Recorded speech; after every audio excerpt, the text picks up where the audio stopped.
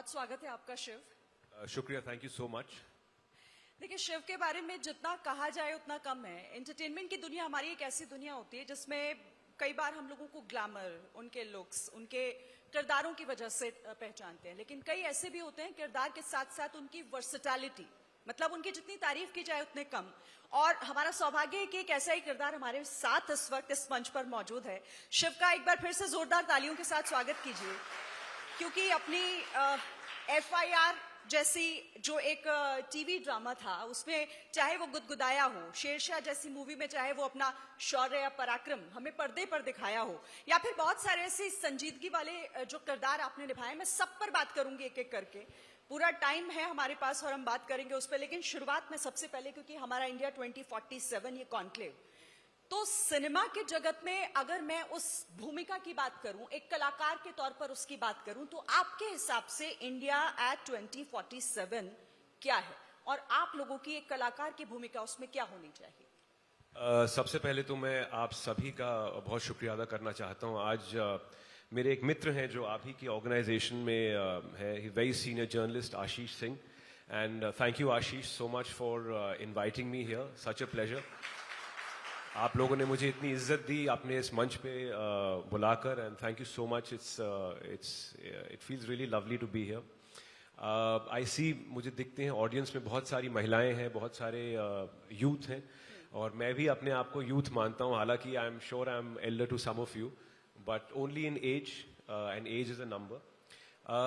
अगर हम बात करें इंडिया 2047 की, आई थिंक मैं आप and in fact I am so happy कि हमारे ऑडियंस में इतनी ज़्यादा संख्या महिलाओं की है, because you know you are the leaders of tomorrow. In fact and I always believed, you know, हमारी जो देश की महिलाएं हैं, they are very clear and very astute and very vocal in what they want in life, which is wonderful to see. So I think the question, I think ये सब मैं आपके सवाल का एक सवाल से जवाब दूंगा कि are we here to consume India or are we here to construct India? I think ये सवाल हम सबको पूछना चाहिए, क्योंकि you know it's very easy कि being an armchair panelist, आप घर पे बैठे हुए हैं कि or to just want to take कि मेरे लिए क्या हो रहा है, क्या सरकार मेरे लिए क्या कर रही है, क्या ये खराब है वो खराब है, but what are you doing to solve that problem? You see, आपको किसी ने रोक तो नहीं लगाई है कि आप अपने घर से निकले, you know, take matters into your own hands. And हमारे देश में मेहनत करने वालों की हमेशा दाद दी जाती है।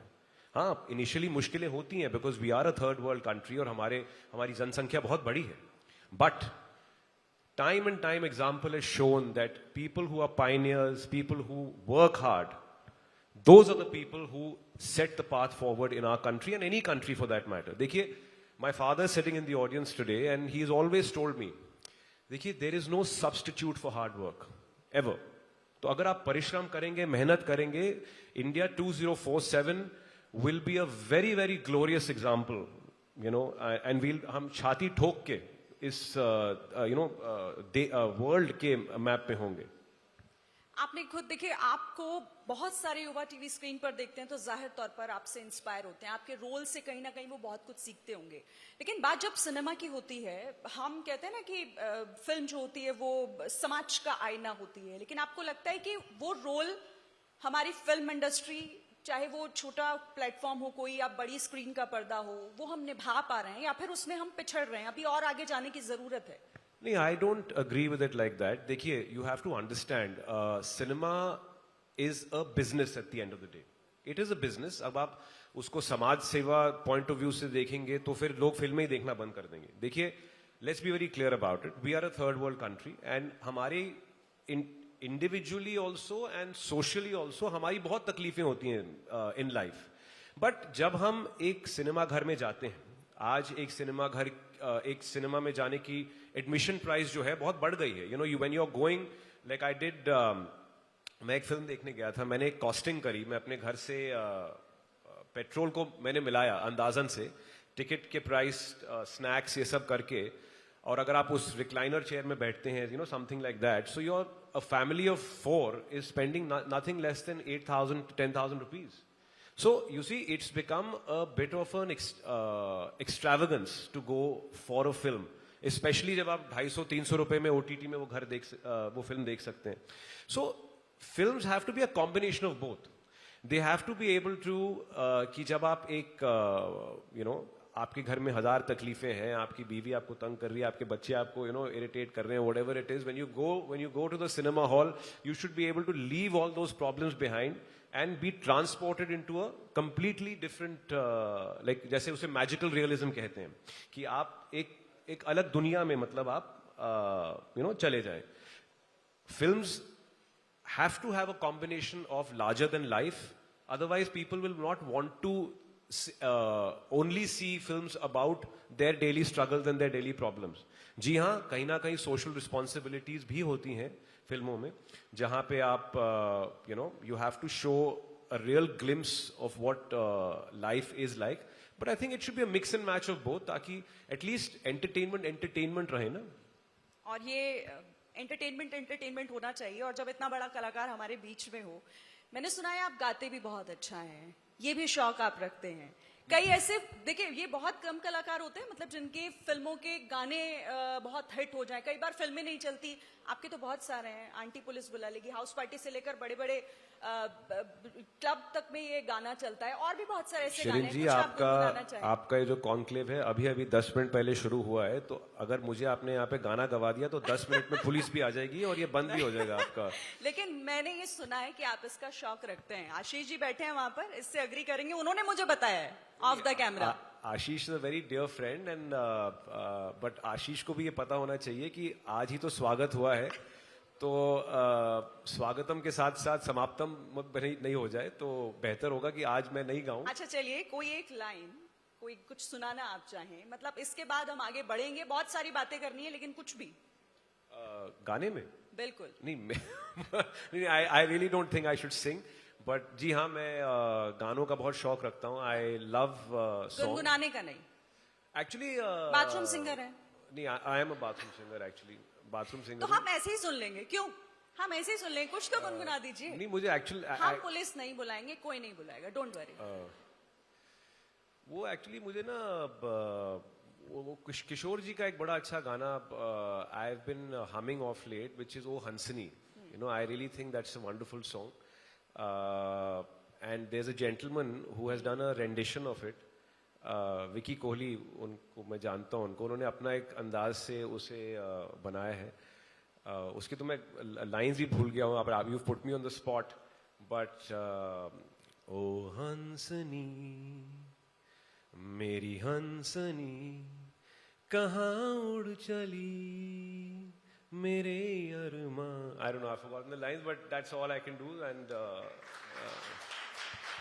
मेरा ये चैलेंज था आशीष जी, जो पूरा हो गया. नहीं, I'm a sport, and like I said, it was your risk, not mine. अच्छा चलिए, गाने की बात हो रही है, तो आपका एक गाना, मतलब एक लंबा करियर आपका 20 सालों का, और उसके बाद आता है एक गाना जो, अगर मैं सही हूं तो शायद वो 250+ मिलियन को भी क्रॉस उसने किया है. वो पाँव की जुत्ती जी. मैंने खुद लूप में सुना है कई बार वो, और यहाँ बैठे हुए बहुत सारे लोगों ने सुना होगा. क्या कहानी है उसकी, और वो इतना पॉपुलर हो गया? एक्चुअली मैं भी काफी हैरान हूँ कि वो गाना जब था, और मुझे जब मेरा किरदार बताया गया उस गाने में कि I am a male chauvinist in that. मतलब वो बेसिकली वो औरत पे हाथ भी उठाता है, और वो he is a complete chauvinist. Like I asked my director, who is he's one of the top, I would say he is the top music video director in the country, Arvinder Khera Paji. मैंने कहा, पाजी आप ये क्या गाना करा रहे हो यार, मेरे को सब कूटेंगे गाने के रिलीज होने के बाद. कहता नहीं, जस्ट ट्रस्ट मी, ये जो मैं दिखा रहा हूँ ये आज भी ये असलियत है. ये as unfortunate as it is, but आज भी असलियत है.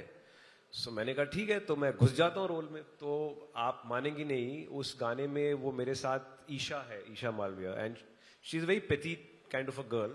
तो हर बार जब थोड़ा सा मैन हैंडलिंग करना पड़ता था सीन्स के बीच में, मैं हर बार जैसी कट होता था मैं हाथ जोड़ लेता था. I am so sorry, I hope आपको लगा तो नहीं, because see at the end of the day as an actor और as a performer you have to do a variety of roles. अब या तो आप उसे शिद्दत से करें, if you are playing an MCP, then you play it like confidently, because हमारी आज की audience is so sharp. अगर मेरे में हल्की सी भी हिचक होती तो you know the audience would have known कि ये ड्रामा कर रहा है, you know. And I think कहीं ना कहीं I have to credit Isha and Arvinder खेरा पाजी, बिकॉज सबने बड़ा क्लियरली एक डिसीजन लिया था, हम ये कर रहे हैं, ये हमारे कैरेक्टर्स हैं, and we have to do it like we believe we are the people, and that is what in performance also we are lot of young people here. My biggest take away from my career in as a performer is that you have to be very confident and you have to believe what you're doing. If you yourself don't believe the part that you're playing, then it's going to show.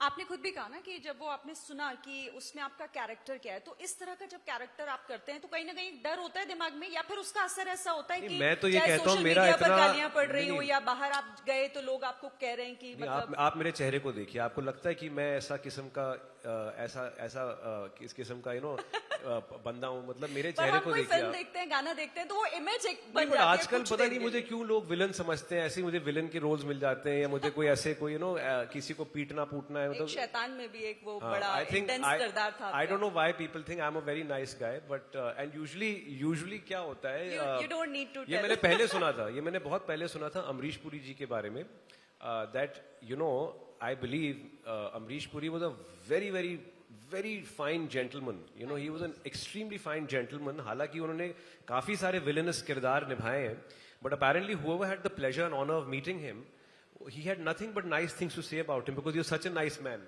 तो I don't know, शायद मेरी शक्ल से लोगों को लगता होगा ऐसा, but having said that I think I am quite approachable and affable as a person, but it is what it is. When you have to, जब कोई रोल मिलता है आप उसे या तो कॉन्फिडेंटली करें या ना करें. नहीं, वो हमने देखा भी है, इसलिए मैंने शुरू में ही कहा ना कि बहुत कम होता है कि जब आप किसी ऐसे वर्सेटाइल कैरेक्टर के साथ बैठे हो. अच्छा, आपने शैतान, शेरशाह, बॉस मूवी में आपने काम किया, अक्षय कुमार के साथ आपने स्क्रीन शेयर की. उनके बारे में कहा जाता है कि बहुत चीजों को लेकर मतलब पर्टिकुलर हैं, बहुत सिस्टमैटिक उनको चाहिए सारी चीजें, बहुत हमेशा जल्दी उठना, वर्कआउट एंड ऑल, खाने पीने का. तो ऐसा कोई एक्सपीरियंस आपका उनके साथ रहा हो कि नहीं बहुत टफ लगा काम करना, या वो भी बहुत जैसा आपने बताया अप्रोचेबल है हर चीज के लिए? Actually, I would like to draw a parallel between what Akshay sir told me once, which really remained with me, मेरे साथ रहा था, जो कि मैं आज की हमारी जो यूथ है उनको भी कहना चाहूँगा. देखिए, we are a developing nation still, we are still developing and we are developing on a daily basis. But I think discipline is patriotism on a daily basis. जितना आप डिसिप्लिन रहेंगे और जितना आप कंसिस्टेंट रहेंगे, तभी देश बढ़ेगा और तभी आप बढ़ेंगे आगे. You know, with Akshay Kumar the parallel I am drawing is that he is a very disciplined person. You know, उनकी बहुत सारी फिल्में चलती हैं, कुछ नहीं चलती हैं, but that one thing you can't take away from him is that his discipline is Paramount.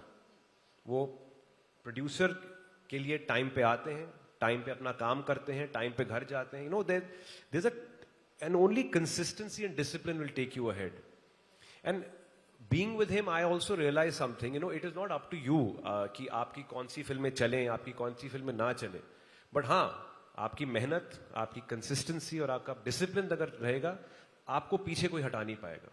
You know, you will go through bumps up and down in your career, in your journey. But अगर आपके पास जो ammunition है, जो कि आपकी discipline है, आपकी परिश्रम है, जो कि आपकी consistency है, then you'll always continue being a part of the dream or the industry that you want to be a part of. And that is the same thing for the country as well, I think. Absolutely. आपने कहा consistent, patience.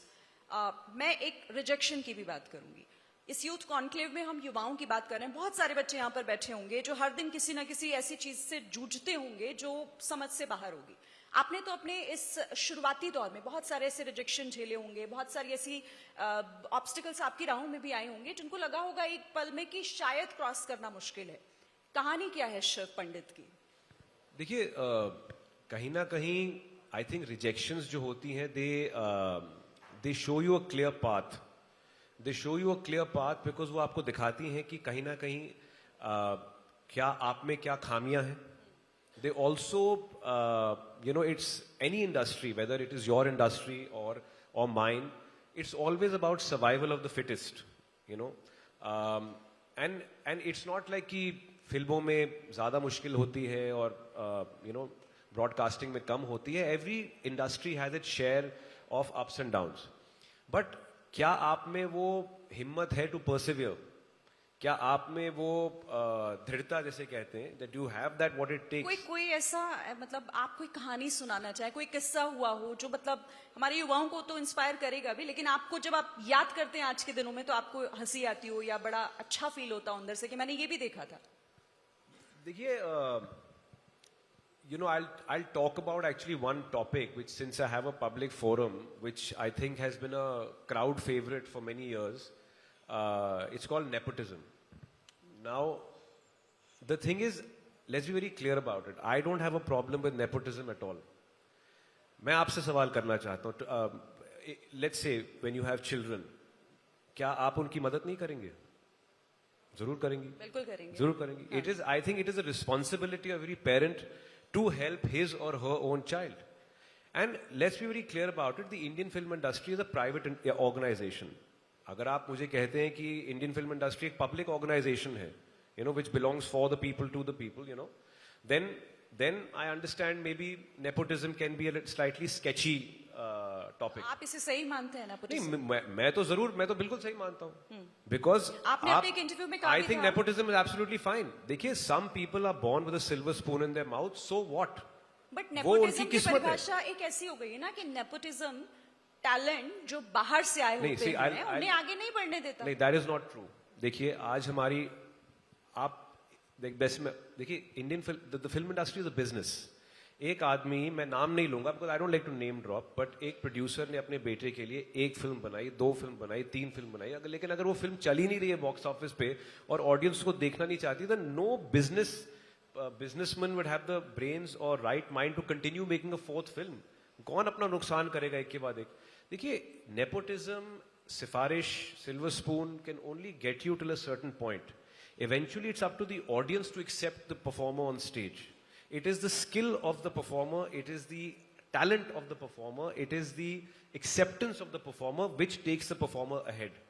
None of the people who are at, जो भी actors आज A grade or whatever grade they are at, they are there audience की बदौलत. They are there because audience ने कहीं ना कहीं उनको accept किया है. आप audience आज इतनी smart हो गई है, आप उनके मुंह में अगर किसी भी actor या actress को ठूसते जाएं because they are somebody's cousin, son or whatever, but if they're not doing well and if they're not enjoyed on screen, then the audience will not accept them, no? And I think there's nothing wrong. देखिए, personally, आप कोई भी you know career path ले लीजिए. I think it's absolutely fine for a parent or a relative to help. Why not? Eventually उस तो आप कह रहे हैं कि अगर टैलेंट है तो आप आगे जाएंगे, वरना तो फिर टैलेंट एंड जनता स्किल, देख ही रही है. Talent and skill. देखिए, एक सिंपल चीज है लाइफ में जो मैं मानता हूं, और ये मेरा मानना है, वो है कि जो आपकी किस्मत में लिखा है ना, वो आपसे कोई नहीं ले सकता. हाँ, अगर आप घर बैठ के हवाबाज बनेंगे तो वो तो फिर कुछ नहीं होगा उसका, बट आप जाके मेहनत करिए और जो आपके लिए लिखा है ना ऊपर वाले ने, वो आपको जरूर मिलेगा. And you be confident about that, you have faith in the Lord, and you go out and work, and you'll get what you deserve. But मेहनत करो, घर पे मत बैठो, go out there, try your best, and if it's not working, then maybe that industry is not for you. Absolutely. ठीक है. अच्छा, आप OTT पर भी कई सीरीज में हमने आपको देखा है, कई आपके किरदार हमने देखे हैं. ये भी एक बहुत बड़ी बहस होती है कि फिल्म, एक जो बॉलीवुड का ये जो फिल्म वाला प्लेटफॉर्म है, एक OTT प्लेटफॉर्म. आपको क्या लगता है कि फ्रीडम किसमें ज्यादा है या फिर किसका फ्यूचर आप बहुत ज्यादा ब्राइट देख रहे हैं? नहीं, देखिए, अभी क्या हो गया है, if you look at it purely from, अगर आप एक बिजनेस पॉइंट ऑफ व्यू से देखें, सिनेमा में थोड़ी लार्जर देन लाइफ, जो जिसमें मान लीजिए बजट्स थोड़ा ज्यादा हैं, जो एक्सप्लोजन ज्यादा हैं और स्केल ज्यादा है, कुछ उस प्रकार की फिल्में चल रही हैं. Because today the cost of watching a film has gone up. It is no longer कि आप 150 रुपए देख के आप जा रहे थे. आज टिकट की प्राइस ऊपर चली गई है, पॉपकॉर्न 200, 250, 300 रुपए का हो गया, यू नो. तो everything is become expensive. So accordingly, to recover that money, the kind of scope of cinema in a theater has become very large. तो इसीलिए उस प्रकार की फिल्में चल रही हैं. कंतारा ले लीजिए आप, धुरंधर ले लीजिए. You know, these are good, very good films, but also the scale of the film is very large. अब आप इसी फिल्म को, हाँ, आप घर में OTT पर देख सकते हैं, लेकिन शायद जो आपको मजा आएगा थिएटर में वो फिल्म देखने का, वो शायद घर पे नहीं आएगा. आप 75 इंच का टेलीविजन भी लगा लीजिए और आप मैसिव स्पीकर्स लगा लीजिए घर पे भी, बट वो जो फील है, एक वो फील है थिएटर की, वो सिनेमा की, वो नहीं आएगी घर पे. सो इट्स नॉट अबाउट कि कौन से मीडियम में ज्यादा फ्रीडम है. सेंसरशिप OTT पर भी आ गई है इन अ वे. यू नो, पहले कुछ 2.5 साल पहले कुछ बहुत ऊट पटांग की चीजें आ रही थी on OTT and very shameful stuff actually. क्योंकि क्या था, पेरेंट्स और हम सब भी we were all learning about OTT को. घर पे कोई बच्चा रिमोट ऑन करके टीवी देख लेता था, यू नो, तो all kinds of nudity and all that. But of course, it's a learning curve. There is a certain sense of censorship on OTT. I think, having said that, I think censorship should only be there to a certain level. You can't curb creative thought, but obviously not the kind of filth, you know, which one was seeing 2.5 years ago. तो आपको लगता है कि मतलब ये जो आप censorship की बात कर रहे हैं, क्योंकि इसे लेकर भी कई बार सवाल उठता है कि क्या चीज जहां चलनी चाहिए वहां नहीं चलती, कई बार ऐसी जगह चल जाती है जहां नहीं चलनी चाहिए. ये तो बड़ा आपने it is quite a dangerous question to answer. देखिए, I am not I will not comment on this. Okay. क्योंकि काफी बार you know, everyone has how do I put this diplomatically, कि काफी बार लोगों को they are not happy with you know, certain cuts etc. But I think most filmmakers today are very aware of the censorship rules and whatever, and everyone is making films accordingly, and certifications भी वैसी मिल रही हैं.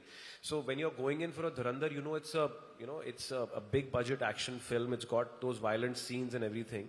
So people are accordingly you know, going for those जिनको allowed है जाना वो certification के मुताबिक. So yeah, I mean, it is what it is. You know, you have to follow rules and regulations. ठीक है.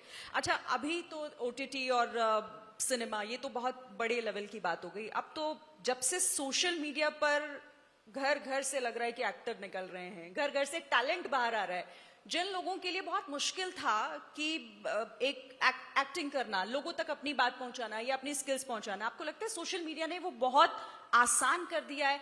अच्छा मानते हैं या आपको लग रहा है कि नहीं, वहां पर बहुत सारी चीजें ऐसी हैं जो नहीं होनी चाहिए? देखिए, social media is a double edge sword, and मैं यही नहीं कहूंगा कि सोशल मीडिया खराब है. Let's talk about the positive of social media. ठीक है, सोशल मीडिया जैसे कि आपने वेरी राइटली बोला कि इट इज समथिंग टुडे, कि आज एक इंडिया के कोने में एक आदमी जिसको शायद वो मौका नहीं मिल रहा था, बिकॉज उसको पता नहीं था मैं किसको जाके मिलूं, क्या करूं, आज वो अपना कंटेंट बना रहा है और शायद लोग उसके कंटेंट को पसंद कर रहे हैं, and all over sudden you know, लोगों को उसके बारे में पता है, उससे कमा भी रहा है, उससे कमा भी रहा है. जी बिल्कुल सही. So I really think social media used positively is very good, क्योंकि वो इट इज जैसे कहते हैं ना कि वो बॉर्डर्स डिमिनिश कर देता है. You know, there is no distance any more between where you are and where people are watching you. मतलब social media is a very very good tool मेरे हिसाब से. And I think a lot of people have been using it very well and to their advantage. But I also feel, you know, I was reading this article. I think, I'm not sure of the European country. I think it was Denmark or Finland. I'm not sure. But one of them has put a social media ban. I'm not sure which country, so I could be wrong. But it's one of these European countries. उन्होंने कुछ Australia, हाँ, one of the, I think नहीं, एक eastern European country है जिसने ban लगाया है social media पे to a certain age, for some time. Yes, and I think that's very good. 16 साल के बच्चों जी बिल्कुल सही. 16 साल तक मेरे हिसाब से वो बहुत अच्छा है. क्योंकि हमारी जो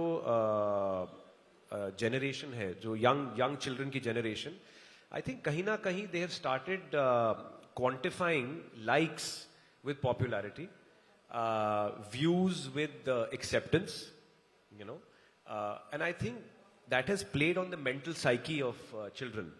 Today, एक जमाना होता था, हम लोग दिल्ली में हैं तो मैं दिल्ली की जिक्र कर सकता हूँ, कि हम लोग ग्रीन पार्क में रहते थे पहले, एक वसंत विहार में रहते थे, हम लोग बाहर जाके पार्क्स में खेलते थे, हम लोग हाँ उस वक्त पोल्यूशन भी थोड़ा कम होता था, और हम बाहर क्रिकेट खेलते थे। आज मैं एक I think the term for this is a neck down generation. आज मैं ये देखता हूँ, मतलब सबकी जो गर्दन है वो एक टाइम के बाद ऐसे हो जाएगी स्क्रीन पर झुकी। जी बिल्कुल सही। It's because today you are getting your acceptance and your dopamine kick from the fact कि अरे मेरी तस्वीर पे आज 250 लाइक आए, अरे आज मेरी रील पे यार इसने कमेंट कर दिया, मेरी ये एक हैसियत मेरी बढ़ती है। तो आई थिंक कहीं ना कहीं मेरे हिसाब से I could be wrong, who am I, but मेरे हिसाब से वो गलत है। मेरे हिसाब से व्हाट हैज मेड मी। तो आपको लगता है कि उसके लिए कोई पॉलिसी की जरूरत हमारे यहाँ भी है? देखिए वो फिल्टर्स जरूरी हैं सोसाइटी के लिए। देखिए अनफॉर्चुनेटली मैं थोड़ा पुराने ख्यालात का आदमी हूँ। मेरे हिसाब से देखिए कुछ चीजों में स्ट्रिंजेंसी बहुत जरूरी होती है। अगर if you leave everything open for discussion and leave it to an open forum, then you will always have 100 opinions, and I'm sorry to say, but I do believe in certain things, especially when it comes to children. Call it an experience. देखिए बदलाव की जरूरत समाज को है, लेकिन शुरुआत तो आप जैसे लोग ही करते हैं ना। हम तो लोगों के लिए तो आप ही हीरो हैं, तो आपको लगता है कि इसकी शुरुआत होनी चाहिए? बिल्कुल सही, वो जरूरी है ताकि हमारे बच्चे जिन्हें हम अपना भविष्य कहते हैं वो सेफ रह सकें। Absolutely, and I definitely feel that, especially when it comes to children. I mean, of course, we are a democratic country and everyone has a valid opinion, but I think especially when it comes to children, a little bit of stringency in things like this is important. क्योंकि देखिए everything in moderation.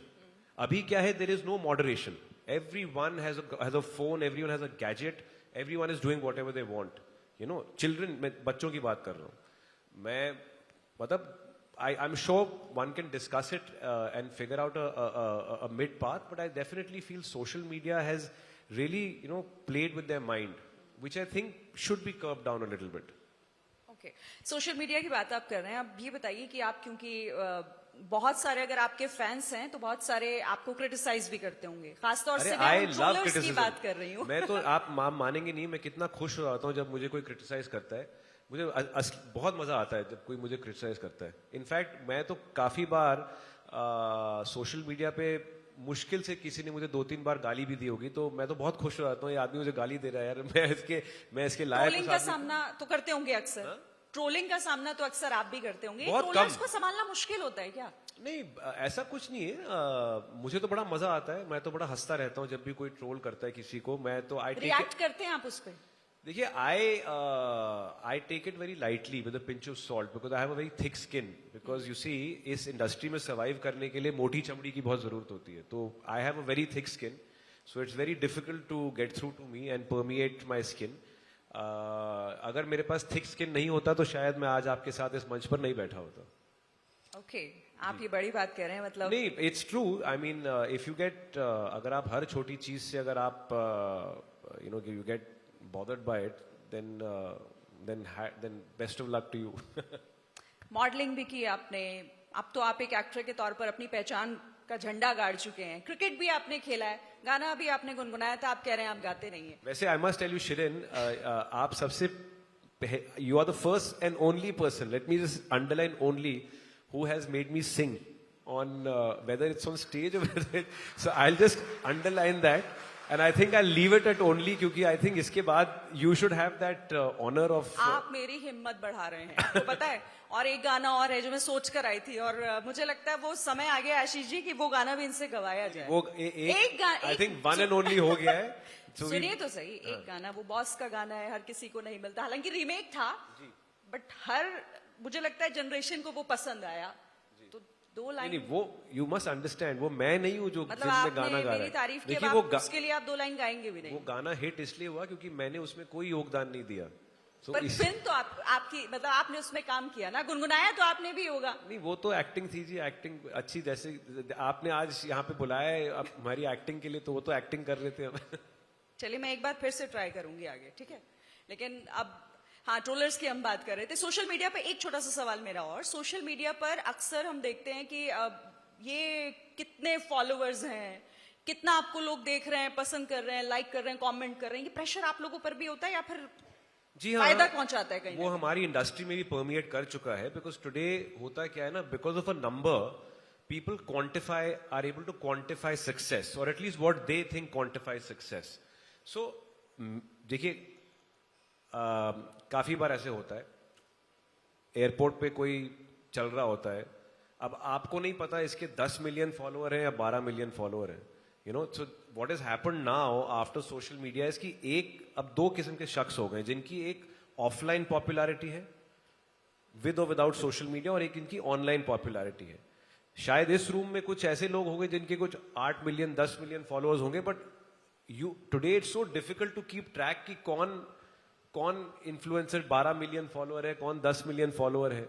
अब मेरे आप followers देख लीजिए, मेरे कुछ followers ज्यादा है नहीं, because I am not very good at social media, you know, I am not very good at it, but I keep getting told in my own industry there are sometimes कि मैं कुछ casting jobs नहीं मुझे मिल पाते क्योंकि मेरी social media following इतनी खास नहीं है.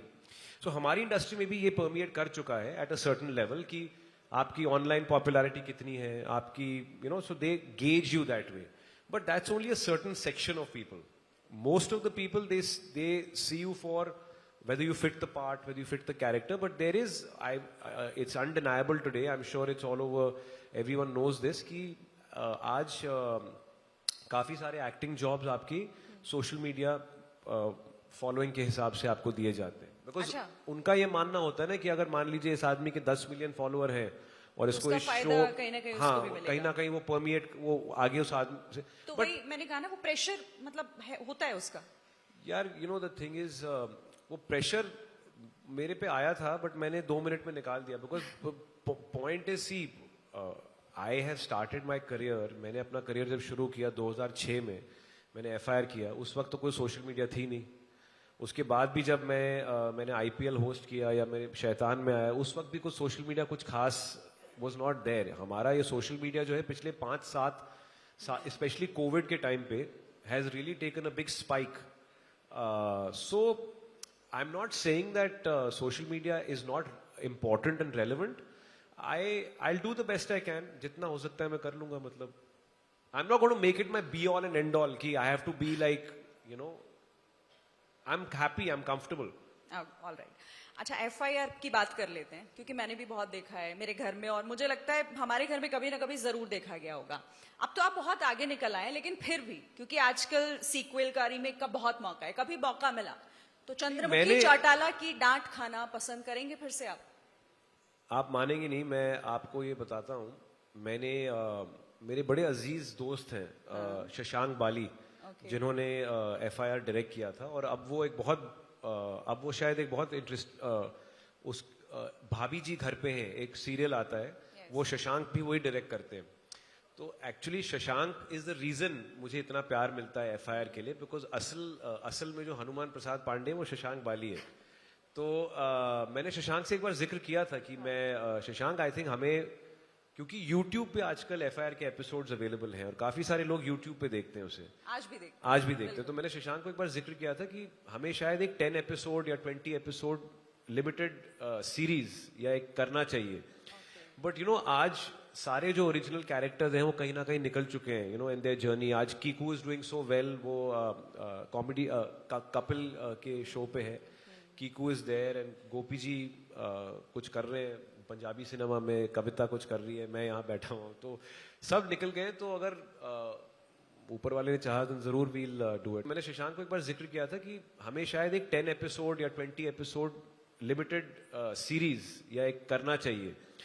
बट यू नो, आज सारे जो ओरिजिनल कैरेक्टर्स हैं वो कहीं ना कहीं निकल चुके हैं, you know, in their journey. आज Kiku is doing so well, वो कॉमेडी कपिल के शो पे है, Kiku is there, and Gopi ji कुछ कर रहे हैं पंजाबी सिनेमा में, कविता कुछ कर रही है, मैं यहाँ बैठा हूँ, तो सब निकल गए. तो अगर ऊपर वाले ने चाहा तो जरूर we'll do it. Hanuman Prasad Pandey को देख सकते हैं. मतलब आप मानेंगे नहीं, मुझे वो शो बहुत पसंद है. हमें इतना मजा आता था. आधी से ज्यादा चीजें जो आपको, वो जो गैग्स दिखते थे शो में, वो स्क्रिप्टेड नहीं थे. They were real gags on the set, impromptu gags, because we used to have, हमें इतना मजा आता था वो शो करने में. शायद वो मजा जो था फिर ऑडियंस को दिखने लगा, इसीलिए शो इतना अच्छा चला आगे.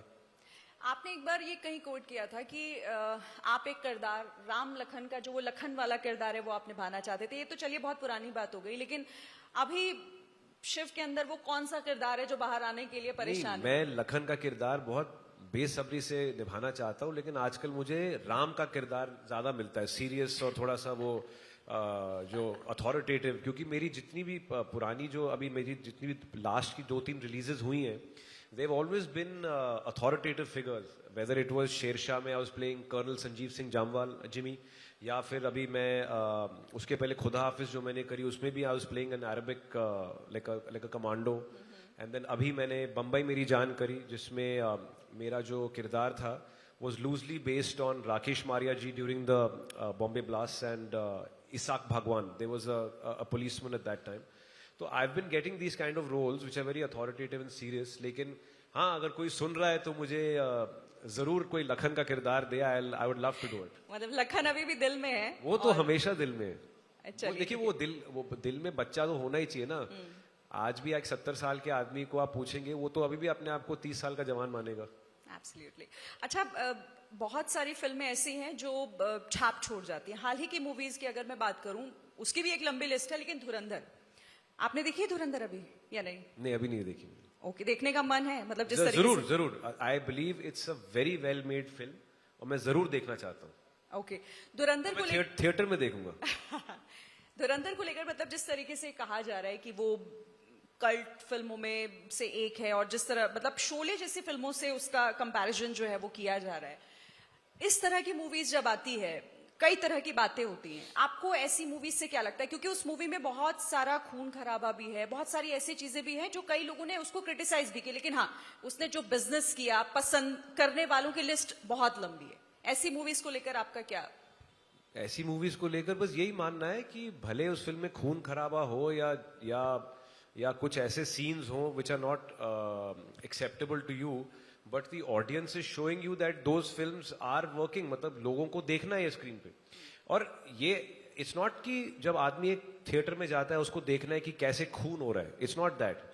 यू सी, किसी भी फिल्म मेकर से आप पूछ लीजिए, जब हम कोई, मैं आपको सबको थोड़ा बता देता हूं, जब एक स्क्रिप्ट लिखी जाती है तो you are taught in script writing और you are taught in film कि पहले आपके पास सिर्फ 10 मिनट है या 5 मिनट है।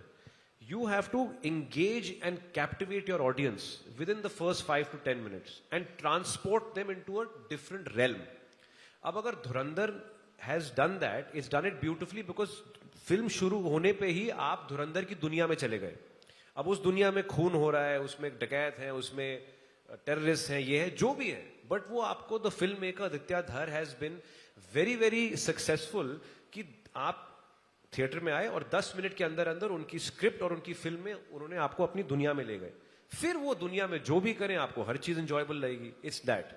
लोग थिएटर खून खराबा नहीं देखने जाते, वो एक दुनिया देखने जाते हैं।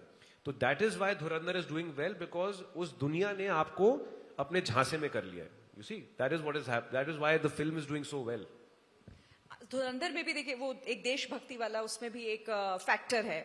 आपने भी एक मूवी की शेरशाह, जिसमें आप जिमी पाजी, उसमें मैंने वो मूवी देखी है, तो आपका जो कैप्टन जिमी, आई गेस, हाँ, तो जो आपका वो कैरेक्टर था, जब आर्मी की वर्दी पहनकर एक्टिंग करनी होती है या उस तरह का एक रोल निभाना होता है जिसमें देशभक्ति का भाव छिपा हुआ है, वो अलग होता है बाकियों से। कैसा एक्सपीरियंस था वो? मैं आपको एक बहुत ही मजेदार एक एनेक्डोट बताता हूँ इसके बारे में। मैंने इसके बारे में ज्यादा जिक्र नहीं किया है।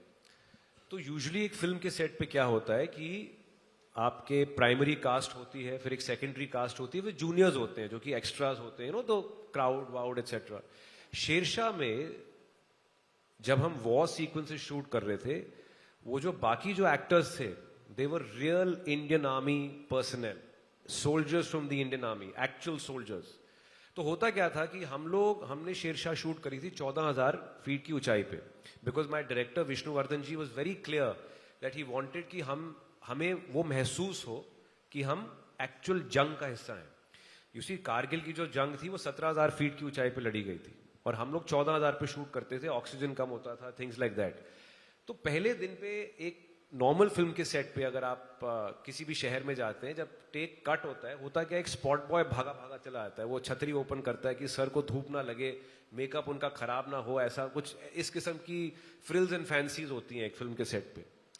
अब यहाँ पे जब सीन कट होता था तो मैंने देखा यार कोई छतरी नहीं लेके आ रहा है कोई नहीं, मतलब बड़े से इतनी धूप में आदमी खड़ा हुआ है। लेकिन मैंने एक चीज नोटिस करी, जो हमारे जो सोल्जर्स हैं वो पता क्या कर रहे थे, वो कोई भी पत्थर ढूंढ रहे थे विच वाज स्लाइटली, जो भी पत्थर में हल्की सी छांव थी, और वो उस पत्थर के पीछे जाके छांव में बैठ जाते थे। Then I realized that this is how they actually protect themselves at these heights. And all the boys, हमारे जितने भी actors थे, हम सब के सब we started taking shade behind rocks, just like the Indian Army soldiers. And actually, I think I'm very lucky and very honored कि मुझे ये 57 days मिले हमारे इन जवानों के साथ शूट करने के लिए, बिकॉज आई थिंक कहीं ना कहीं शहर में रह के, शहर में एसी की हवा खा के, और ट्रैफिक के बारे में कंप्लेन करके, पोल्यूशन के बारे में कंप्लेन करके, हम ये भूल जाते हैं कि द रीजन हम लोग we are able to live such a sheltered and such a beautiful life is because of these jawans at the border. हमें इनके बारे में तो कभी सोचते नहीं है। आज हम इतने, we sorry for my language but we bitch and moan all the time, but we don't understand कि we are leading such a beautiful life in this country because of our soldiers.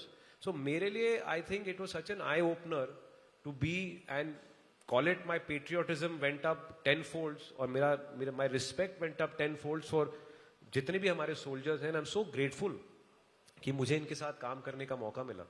और इसमें कोई दो राय नहीं है, क्योंकि यही हमारे असली हीरो हैं। तो जोरदार तालियां एक बार हम हमारे सभी हीरोज के लिए, जो वाकई जिनकी कहानियां और किस्से जब हम सुनते हैं, आप सुनाते हैं या बहुत सारे हमारे एक्सपर्ट या गेस्ट आते हैं जो उनकी कहानियां सुनाते हैं, तो रोंगटे खड़े कर देने वाली, और वाकई उनके लिए तो जितना कहा जाए। मैं आपको एक और बड़ा मजेदार चीज सुनाता हूँ। सो देखिए, because we were shooting at 14,000 feet and हमारे पास heavy we were using guns and rucksacks and all that. तो एक सीन था फिल्म में जब आर्टिलरी शेलिंग हो रही है, फेक आर्टिलरी शेलिंग, और हमें एक, I would say it was nearly more about 65-70 degree incline पे हमें ऐसे भागना था नीचे से ऊपर। तो मैं एक राउंड ऊपर भागा, मेरी तो हवा निकल गई, बिकॉज ऑक्सीजन भी बहुत कम होता है। तो मेरे साथ एक लड़का था रविंदर, जो कि रेडियो ऑपरेटर था। तो रविंदर ने देख लिया यार ये तो एक्लिमेटाइज नहीं कर पा रहा है, बिकॉज इट्स ऑक्सीजन कम है।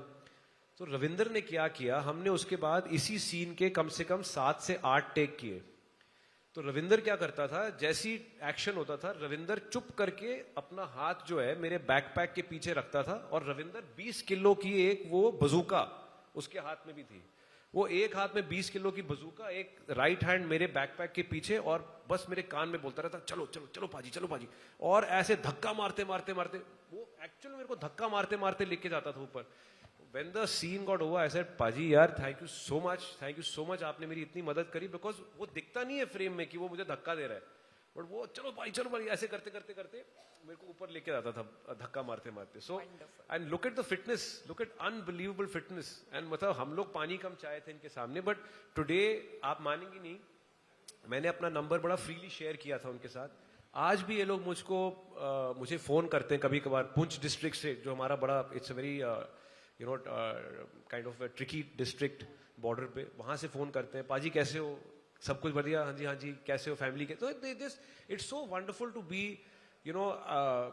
Involve with them, and I am so grateful कि मुझे ऐसा मौका मिला। बिल्कुल, और उस किरदार को हमने जिया भी था आपके जरिए, उस पर्दे पर, उस स्क्रीन पर। एक और सवाल मेरे मन में ये है, शेरशाह से ही वो जहन में आया कि आपने कई बड़े एक्टर्स के साथ भी काम किया है, बहुत एक्ट्रेस के साथ काम किया, और सेकंड लीड के तौर पर भी आपने काम किया। हालांकि आज बड़ा और छोटा कोई नहीं होता, जैसे मैंने आपके बारे में भी कहा कि आपने वो छाप छोड़ी, लेकिन कभी ये दबाव आपने महसूस किया कि बड़े एक्टर्स के साथ काम करना, कहीं आपके टैलेंट को वो कमतर ना आके, या फिर आप कहीं उनके उस छांव में दबे ना, ये होता है क्या? ये कभी आपने एक्सपीरियंस किया? पता क्या है Shireen ji, the thing is, Shireen ji, sorry, is it Shireen और Shireen Shireen, I'm so sorry. So Shireen ji, the thing is that I'm sure मेरे साथ हुआ भी होगा. शायद मेरा रोल 20 या 25 मिनट से 18 मिनट हो गया, whatever. But the point is कि very early on मेरे पास एक डिसीजन, मेरे मन में एक डिसीजन आई कि क्या मैं इन चीजों पे फोकस करूंगा कि कौन मेरा रोल कम कर रहा है, कौन मेरे काम के बीच में टांग उड़ा रहा है, या will I focus on the job eight hand. Because देखिए, आज आप 2 मिनट का रोल करें या 200 मिनट का रोल करें, अगर आपका काम अच्छा है और इम्पैक्टफुल है तो वो ऑडियंस उसको पकड़ लेती है. And you know, honestly for me ना, I don't like to take so much of stress in my head कि कौन शैतानी कर रहा है मेरे साथ, you know, behind the scenes और not. So I don't get into all that.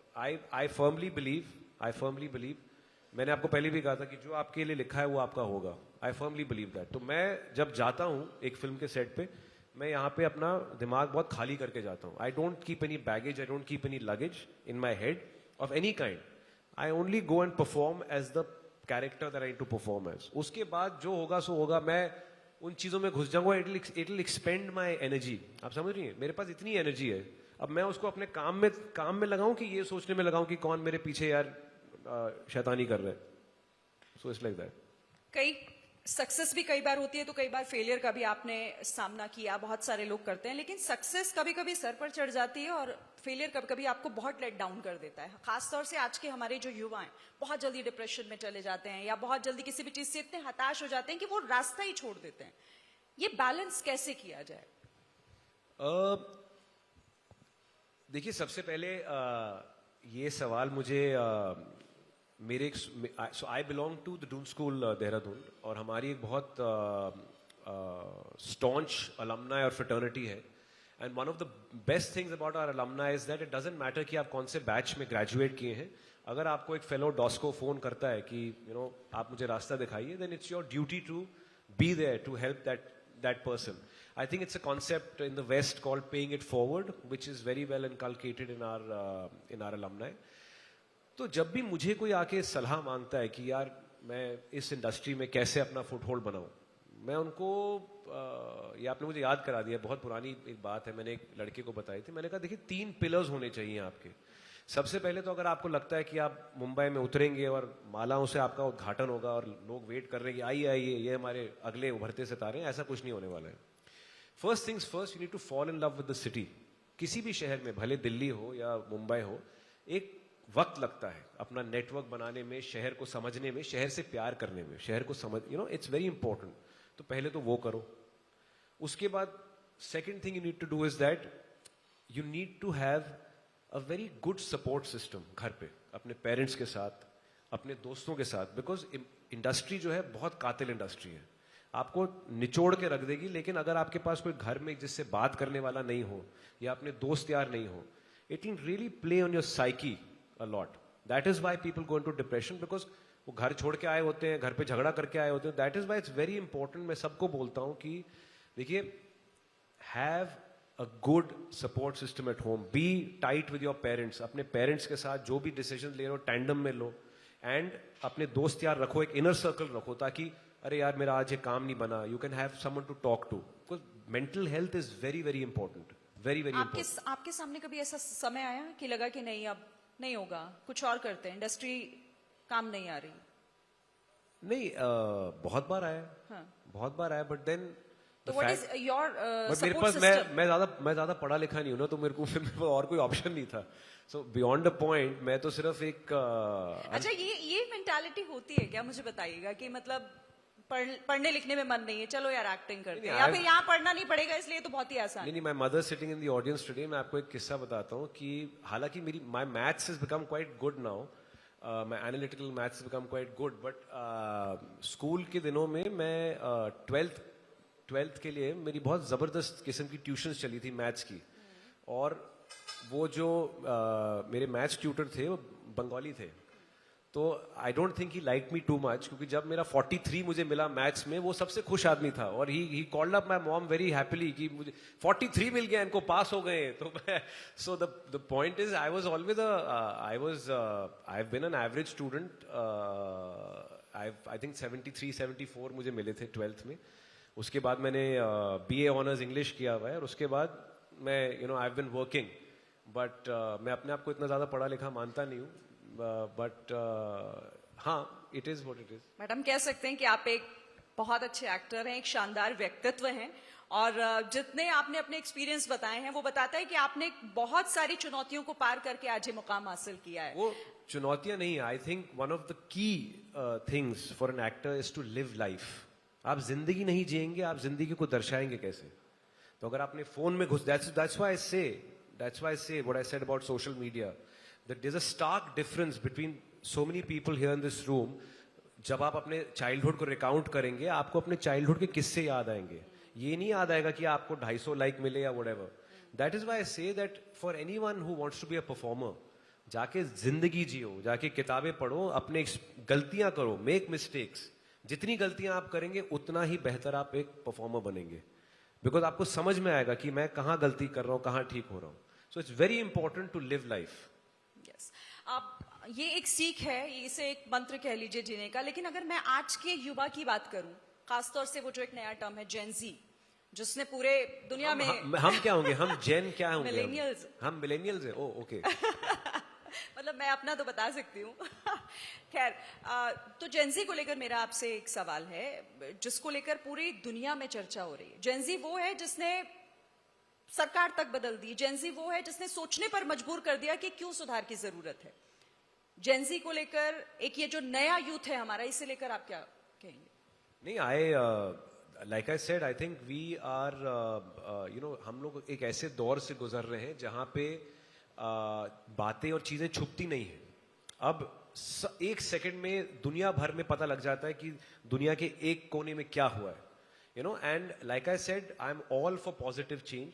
अगर हमारी आज की युवा पीढ़ी is are law makers, are path breakers, then it's wonderful. It's really setting the tone for the years to come. But like I said, with good comes bad, so one has to moderate that a bit as much as possible. और मुझे actually सीखने को बहुत मिलता है, because क्या होता है कि मेरे जितने भी आजकल जो अभी मैंने एक म्यूजिक वीडियो किया है, अच्छा उसमें भी मुझे एक गंदा सा रोल दिया हुआ है कि वो गंदा किस्म का आदमी है और वो लोगों को मारता है. वो भी आपको देखने को मिल जाएगा. बट उसमें जो मेरा डायरेक्टर था वो मेरे से 15 साल छोटा था. उसकी सारी जो क्रू थी वो सब 20 से 25 साल की उम्र के बीच के लड़के लड़कियां थे. And I was marvelling at the fact कि ये लोग, इनमें इतनी सारी एनर्जी है और इतनी नॉलेज है, कैमरा को लेके, ये लेके, वो लेके. और फिर सुबह के 4 बज गए, मैंने कहा यार ये तो शूटिंग चली जा रही. कहते सर 2 घंटे और 2 घंटे. And they have such amazing energy. So it was so wonderful that when you work, क्योंकि you leech off each other's energy जब आप एक फिल्म सेट में होते हैं. So it's always good to work with younger people than you, and not like I'm very old guys, but it's always wonderful to work with Gen Z. जाहिर तौर पर. और देखिए अब दुनिया उन्हें समझ रही है, क्योंकि उनको नकारा नहीं जा सकता. उनके साथ उनकी सोच को आगे रखते हुए आपको आगे बढ़ना होगा. यही हमारी आज की जेन ज़ी की खासियत भी है. अब क्योंकि समय खत्म हो रहा है तो मैं गुनगुनाना चाहेंगे कुछ? मैंने कहा था ना एक अटेम्प्ट और करूंगी.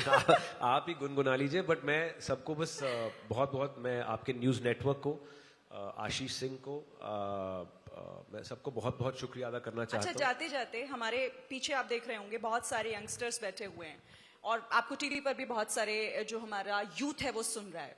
आज के समय में उनके लिए कुछ ऐसा कोई मंत्र, कोई ऐसी बात जो समझनी बहुत जरूरी है?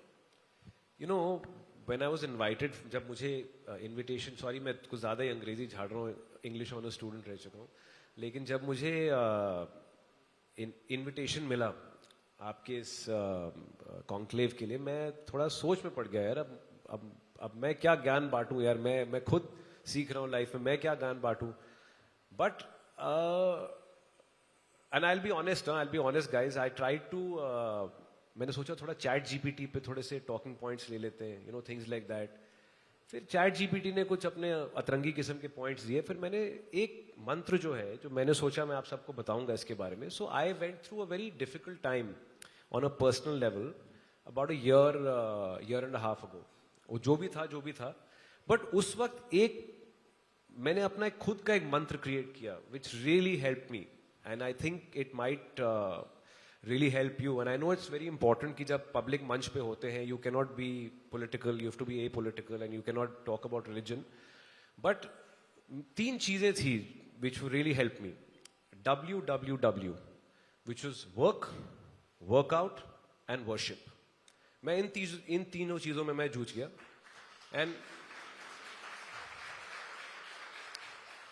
And you know I am very proud कि मैं एक हनुमान जी का भक्त हूँ और मैं ओम हम हनुमते नमः, you know that was my मंत्र एंड बहुत शिद्दत के साथ मैंने अपना काम किया, मैंने अपना वर्कआउट किया और मैंने वर्शिप करी and today things are much better. जो भी मेरा इशू था and that is what I urge everyone to do कि यू नो एक्चुअली टाइम जो होता है ना वो बहुत चीजों को बदल देता है और वक्त 100% बदलता है. इट इज ओनली कि आप लोग कितना वो बोरिंग चीज हर दिन डे टू डे करें, बिकॉज एक दिन होगा कि वो बोरिंग चीज सडनली आपको एक हीरा बना देगी. You know I am saying, so consistency, hard work, उसका कोई सब्स्टिट्यूट नहीं है. Just keep at it and I am so proud कि मैं आप सबके बीच में हूं और मुझे एक मौका मिला है थोड़ा सा ज्ञान बांटने का. And I hope my learnings, मेरी लर्निंग्स की वजह से और मेरी गलतियों की वजह से कहीं ना कहीं आप वो गलतियां ना दोहराएं and it helps you in some way and I look forward to sharing the stage and you know speaking to all of you again at some point in my life. Thank you.